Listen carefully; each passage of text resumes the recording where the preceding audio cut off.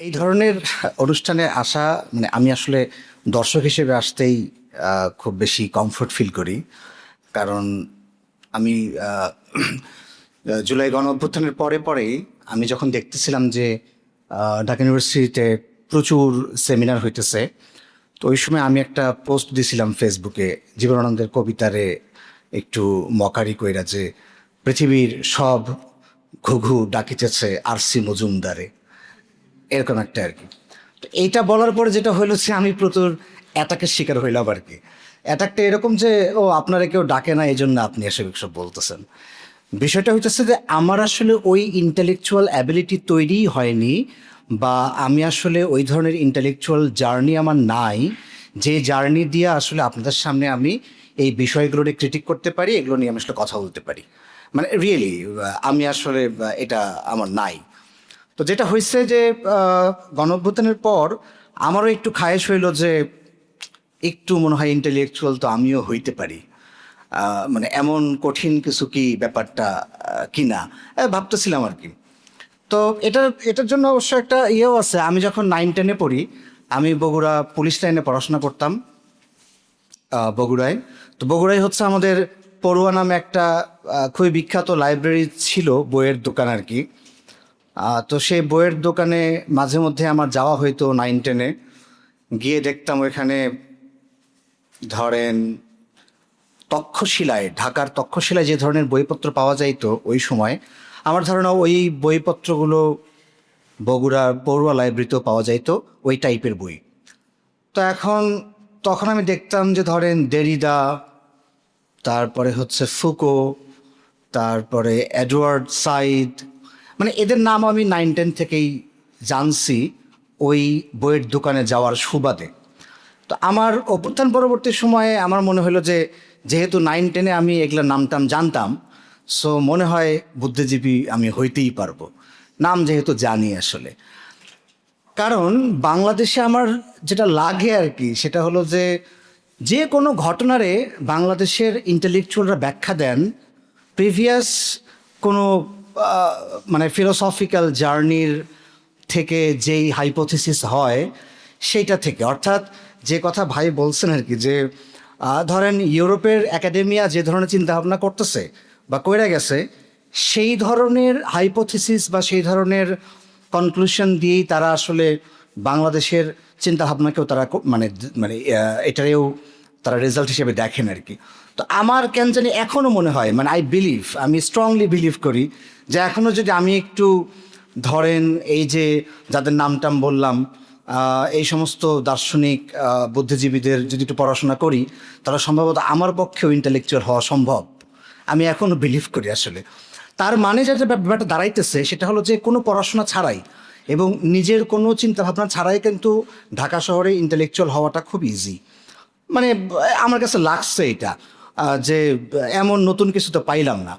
তো যেটা হয়েছে যে 24 পরবর্তীতে আমি ইন্টেলেকচুয়ালদের জিনিসপত্র আমি আসলে প্রচুর ফলো করার ট্রাই করছি, বোঝার ট্রাই করছি যে তারা কীভাবে গণ অভ্যুত্থানটাকে ব্যাখ্যা করতেছেন, যে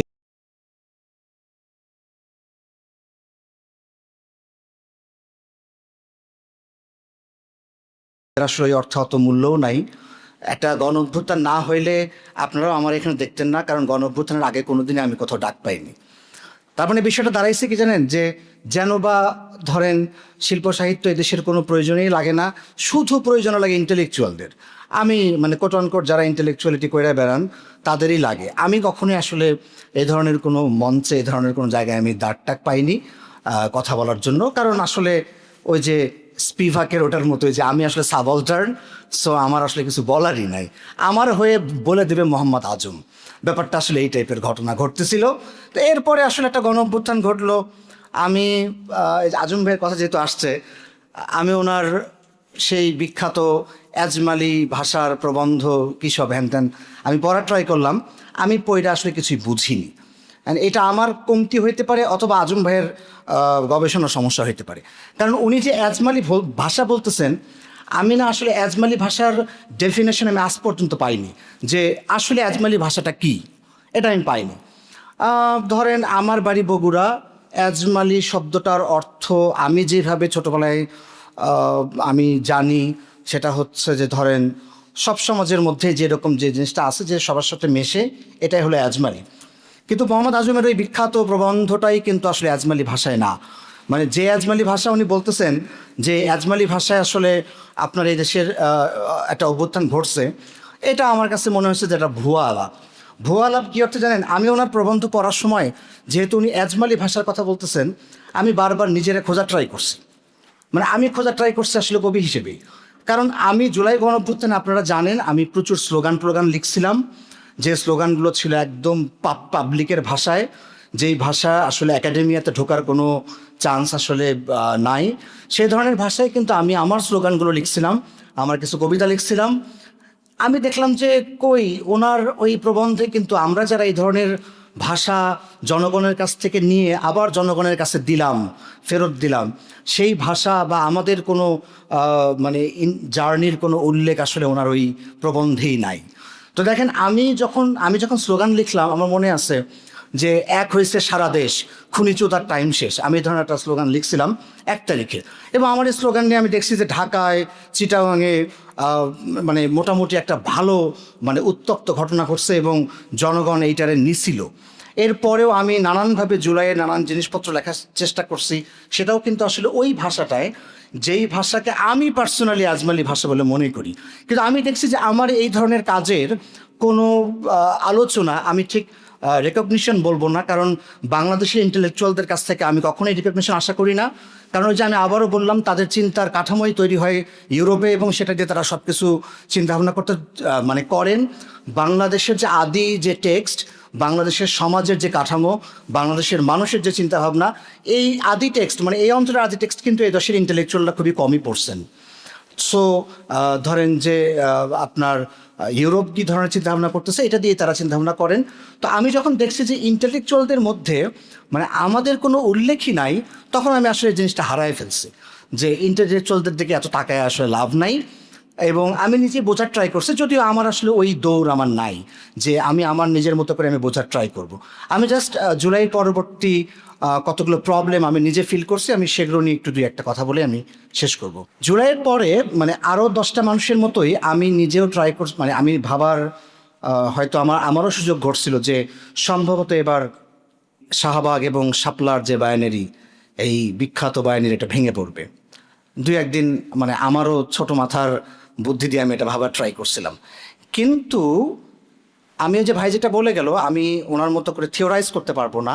আমি আমার জায়গা থেকে যেটা চিন্তা করছিলাম যে সোসাইটির মধ্যে এই 2 বর্গের যেই দীর্ঘদিনের যে রেষারেষি বা চিন্তার যে ধরেন আপনার যে যুদ্ধটা, সেইটা তো আসলে একটা গণ অভ্যুত্থানের মধ্য দিয়ে শেষ হইতো যদি ওই ধরনের আপনার মুখোমুখি হওয়া যে মানে যেই ঝামেলাটা ছিল, যে তত্ত্বের যে ঝামেলা ছিল, যে চিন্তার যে ঝামেলা ছিল, সেই চিন্তার ঝামেলা মোকাবেলা করার মধ্য দিয়ে যদি একটা অভ্যুত্থান ঘটতো, তাহলে কিন্তু আসলে এই সমস্যাটা সমাধান হইতো। কিন্তু আমি দেখলাম যে বাংলাদেশের মানুষ আসলে তার একটা লক্ষ্য ছিল যে হাসিনাকে হটাও। সো হাসিনাকে হটাইতে গিয়ে সে তার নিজের জায়গার থেকে তার যে মানে ইডিওলজি, সেখান থেকে সে সেটাকে স্যাক্রিফাইস করে সে কিন্তু সবার সঙ্গে মিশা গিয়া সে ধরেন হাসিনারে তার পতন ঘটাইছে। কিন্তু তারপরে সে কিন্তু তার নিজের জায়গায় সে আবার ফিরে আসছে, তার চিন্তার জায়গাটা।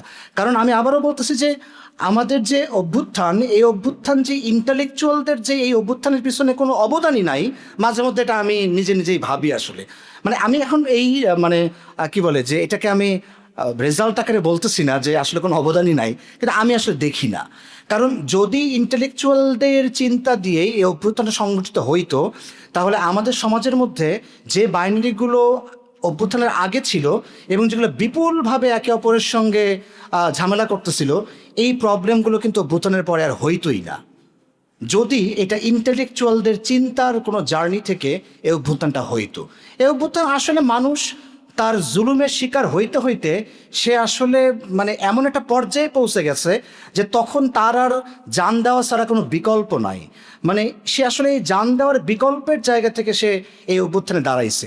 এই অভ্যুত্থানের পেছনে যদি কোনো ইন্টেলেকচুয়াল কোনো থিওরাইজ মানে কোনো থিওরি আসলে থাকতোই, তাহলে কিন্তু পরবর্তীতে এই ঝামেলাগুলো হইতো না। আমার কাছে এই ব্যাপারটা, আমি ঠিক আসলে 1971-এর পরবর্তী সময়েও আমার কাছে এটা মনে হয়, যদিও 1971-এর যে আমাদের যে জার্নিটা ছিল সেটা তো অবশ্যই ডেফিনেটলি আমি বিলিভ করি যে এটা বেঙ্গলি ন্যাশনালিজমেরই একটা জয় জয়কার হয়েছিল আসলে। তো সেই বেঙ্গলি ন্যাশনালিজমে জয় জয়কার হওয়ার পরে কি হইল, আপনি দেখবেন যে আমাদের পার্লামেন্ট বা মানে ওই সময়কার নেতৃবৃন্দরা তারা কি করলেন, তারা এমন একটা কনস্টিটিউশন প্রবর্তন করলেন যে কনস্টিটিউশনের মূল 4টা নীতির মধ্যে একটা হচ্ছে বেঙ্গলি ন্যাশনালিজম, যেটা তো হইতেই পারে না। মানে আপনার দেশে যে আটকে পড়া, যে ধরেন যারা নিজেদেরকে আটকে পড়া পাকিস্তানি বলতেছে, এখনও আপনি দেখবেন যে জেনেভা ক্যাম্পে মোহাম্মদপুরে যদি যান দেখবেন যে আটকে পড়া পাকিস্তানি বলে তাদের এক ধরনের মানে তারা এক ধরনের নাম তারা নেন। আমি জেনেভা ক্যাম্পে দীর্ঘদিন আমি পড়াইছি, ওখানকার বাচ্চাদের আমি পড়াইছি। আমার এই পড়ানোর উদ্দেশ্য ছিল হচ্ছে যে বাংলাদেশের এই মানে বিহারি সোসাইটিটিকে বোঝা। এবং আমার খুব ভালো বন্ধু এখনও, মানে আমি যাদেরকে পার্সোনালি বন্ধু বলে মানে মনে করি, যারা আমার বন্ধু তারা, তাদের 2-1 জন আসলে বিহারি। তো এখন আমি ওই সময়, আপনারা জানেন কি না জানি না, সারা বাংলাদেশে বিহারিদের একটা অর্গানাইজেশন আছে, একটা না অনেকগুলো আছে, তার মধ্যে একটা আছে এসপিজিআরসি। এসপিজিআরসির যে তৎকালীন সম্ভবত সেক্রেটারি জেনারেল, উনি, আমি যে স্কুলে পড়াতাম সেই স্কুলের উনি হেডমাস্টার ছিলেন। তো ওনাকে একদিন আমি জিজ্ঞেস করলাম, বললাম যে ভাই, মানে স্যার আপনারা তো, আপনাদের ভিতরে 2 ধরনের ব্যাপার দেখা যায়। একটা হচ্ছে কেউ একজন রিপ্যাট্রিয়েশনের কথা বলে, আবার কেউ বলে যে না আমরা আসলে এখানে রিহ্যাবিলিটেশন, মানে ওনাদের মধ্যে এই 2টো শব্দ খুবই আপনার হচ্ছে পপুলার, রিপ্যাট্রিয়েশন এবং রিহ্যাবিলিটেশন। মানে একদল চান যে এদেশে তারা থাকবেন, এদেশের মানে কনস্টিটিউশনাল যত রাইটস আছে তারা সমস্ত কিছু ভোগ করবেন। আরেক দল মনে করেন যে আমরা আসলে পাকিস্তানে চলে যাব। তো এসপিজিআরসি আসলে ওই পাকিস্তানে চলে যাবেন এই ধরনের একটা প্রতিষ্ঠান বা অর্গানাইজেশন। তাদেরকে আমি বললাম, স্যার আপনারা এটা করেন কেন, মানে আটকে পড়া পাকিস্তানি নামটা আপনি কেন নিছেন? উনি ওই দিন আমাকে যেটা বলছিলেন, এটা আসলে ওনাদের পলিটিক্যাল কনসাসনেস থেকে বলা কিনা আমি জানি না, উনি ওই দিন বলছিলেন যে যদি না আমি আটকে পড়া পাকিস্তানি না বলি, তাহলে রেড ক্রসের আওতায় যে জেনেভা ক্যাম্পের এখানে হয়েছে এটা সহ বাংলাদেশে আরও যে ক্যাম্পগুলো আছে এগুলো জাস্ট রাতারাতি উঠায় দেবে। যে তুমি যেহেতু বাংলাদেশের নাগরিক হিসেবে নিজেদেরকে স্বীকারই করতেছো, সো বাংলাদেশের কনস্টিটিউশন, বাংলাদেশের গভর্নমেন্ট যা মনে করে তোমার উপর তাই সেটাই প্রয়োগ করা হবে। তো তখন আসলে এই যে আমার পিপলকে নিয়ে আমি কই যাব। তো এই যে ব্যাপারগুলো দেখেন খেয়াল করে, যে 1972-তে যখন আমাদের একটা কনস্টিটিউশন হইতেছে, তখন সেখানে পাহাড়ের মানুষদের মানে সম্মান কি হবে, বিহারিদের সম্মান কি হবে, আরও যে নৃগোষ্ঠী বা আরও যে জাতি তাদের সম্মান কি হবে, এই ডিবেটটা কিন্তু একদমই ধরেন একটা খুব একটা আনসলভ একটা ডিবেট ছিল। আমি যেটা ভাবছিলাম যে আমাদের জুলাইয়ের পরেই হয়তোবা এই ডিবেটগুলো আমরা হয়তো এটাকে সলভ করতে পারবো। কিন্তু আমি দেখতেছি আমাদের যে বর্তমান যে পার্লামেন্ট, এইটা আমার মনে হয় যে তারা আসলে এখন পর্যন্ত ওই বেঙ্গলি ন্যাশনালিস্টিক যে অ্যাপ্রোচ, সেই অ্যাপ্রোচেই তারা কিন্তু জার্নি করতেছেন। সো তাতে করে আমার মনে হয় যে আমাদের পাহাড় নিয়ে আমাদের যে ঝামেলা, মানে আমি কিন্তু রাষ্ট্রতাত্ত্বিক চিন্তা থেকে কথা বলতেছি, মানে আমি জানি না, আমি পার্সোনালি আমি আসলে কি বলেন খুব নই, অ্যানার্কিস্ট না আসলে, মানে অ্যানার্কিজম ভাবার মতো বোধ বুদ্ধি আমার নাই। সো যেহেতু আমার আপনার একটা স্টেট আমার কাছে আছে, তো আমি সেই স্টেটের আইডিয়া থেকে আমি এই সমস্ত কথাবার্তাগুলো বলতেছি, যে আমি বিলিভ করছিলাম যে বাংলাদেশ, জুলাই পরবর্তী যে বাংলাদেশ, সেই বাংলাদেশের পার্লামেন্ট এই দেশের বিহারি, এই দেশের অন্যান্য যে জাতিগোষ্ঠী, তাদেরকে যে নাগরিকতার যে আলাপটা আছে স্টেটের মানে পক্ষ থেকে, তাদেরকে প্রপার নাগরিকতার যে সম্মান সেটা দেওয়া হবে। বাট আমি দেখতেছি যে না, সেটা সম্মান দেওয়ার কোনো চান্স হইতেছে না। সো এই অর্থে আমার কাছে মনে হয় যে জুলাইয়ের যে মানে এই জুলাইয়ের যে তার যে ফলাফল, সেই ফলাফল এখনও আমার মনে হইতেছে যে কিছু মানুষ শুধুমাত্র জীবনটাই দিলেন, কিন্তু নাগরিকের যে তার যে রেসপেক্ট, সেই জায়গাটা কিন্তু এখনও আমাদের কনস্টিটিউশন, আমাদের পার্লামেন্ট আসলে করতেছে না। সো এই জায়গা থেকে আমি একটা মানে ধরা খাওয়ার একটা ব্যাপার আমার ক্ষেত্রে ঘটছে। এবং আমি জুলাই পরবর্তী সময় দেখলাম যে আমার আরেকটা ব্যাপার আমি ভাবতেছিলাম যে মানে বাংলাদেশের যে মুসলমান, মানে এই যে মুসলমান যে বর্গ, সেই মুসলমানের যে নানান ধরনের যে প্রবলেম, মানে সোসাইটিতে তৈরি হয়েছিল 1971-এর পর থেকে। যেটা হয়েছে আমার মনে হয়েছিল যে মুসলমান নামের যে ধর্মীয় যে জনগোষ্ঠী, তারা নানানভাবে যেই বেঙ্গলি ন্যাশনালিজমের মানে তলে পইরা তাদেরকে নানানভাবে তাদেরকে জুলুম করা হয়েছে, সেটাও সম্ভবত থিওরিটিক্যালি হয়তো বা সলভ করা সম্ভব হবে। এবং সেই আশাবাদ আমি দেখলাম যে সেটা আসলে ধ্বংস হয়ে গেছে। কিভাবে মুসলমান বলতে আসলে কী ধরনের মুসলমান বোঝায় সেটা তো একটা ঘটনা, মানে নানান কিসিমের মুসলমান আসলে আছে। কিন্তু আমি দেখতেছি যে এই যে নানান কিসিমের যে মুসলমান, সেইটা কিন্তু বর্তমান সময়ে নানান কিসিমের মুসলমান তার এজেন্সিকে আসলে স্টেট স্বীকার করে কিনা, সোসাইটির স্বীকার করে কিনা, এটা নিয়েও আমি একটু মানে ঝামেলায় আছি। না হলে আমাদের মানে যখন ধরেন যে আমাদের মাজারগুলোর উপর যখন একের পর এক হামলা হইতেছিল, তখন আসলে আমাদের যে গণ অভ্যুত্থান থেকে জন্ম নেওয়া যেই ধরেন যে নেতৃবৃন্দ, তারপরে যেই সরকার, আমি কিন্তু দেখিনি যে তারা এইটাকে থিওরিটিক্যালি সলভ করার কোনো ব্যবস্থা তারা করছেন। আমি কিন্তু আবারও বলতেছি, লিগ্যাল ঘটনা তো আপনি সঙ্গে সঙ্গে লিগ্যাল অ্যাকশন নেবেন, মানে ফৌজদারি অপরাধ তো আপনি আসলে করতে দিতে পারেন না। যদি হয়েই যায় আপনি সঙ্গে সঙ্গে সেটার অ্যাকশন নেবেন। তো সেই অ্যাকশন সরকার কীভাবে নিছে না নিছে আমি জানি না, আপনারা খুব ভালো করেই জানেন। কিন্তু আমি চাইছিলাম যে থিওরিটিক্যালি এই প্রবলেমটা মানে আমাদের এখানে একটা ডিবেট হইতে থাকবে যে নানান কিসিমের মুসলমানদের রাষ্ট্রের সঙ্গে কী ধরনের সম্পর্ক হবে সেটাও কিন্তু আসলে জুলাই পরবর্তী সময়ে আমি দেখিনি যে আমাদের ইন্টেলেকচুয়ালদের মধ্যে এটা নিয়ে মারাত্মক রকমের কোনো চিন্তা ভাবনা আছে। আমি মনে দেখছি যে সোসাইটি পোলারাইজড হচ্ছে। তো আমি এই জন্য আমাদের দেশে যে ইন্টেলেকচুয়াল, তাদের প্রতি আমার খুব একটা আশা ভরসা নাই যে তারা আসলে এগুলো অদূর ভবিষ্যৎ বা খুব অর্ধ টাইপের মধ্যেই এই ডিবেটগুলো সলভ করবে, এটা আমি মনে করতেছি না এখন। আমি জানি না আসলে কী হবে।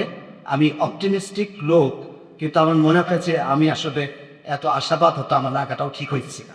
তো আমি জানি না সে ঘটনা ঘটতে থাকবে। আমি মোটামুটি একটু হতাশা দেখায় আমি আমার বক্তব্য শেষ করব। ধন্যবাদ।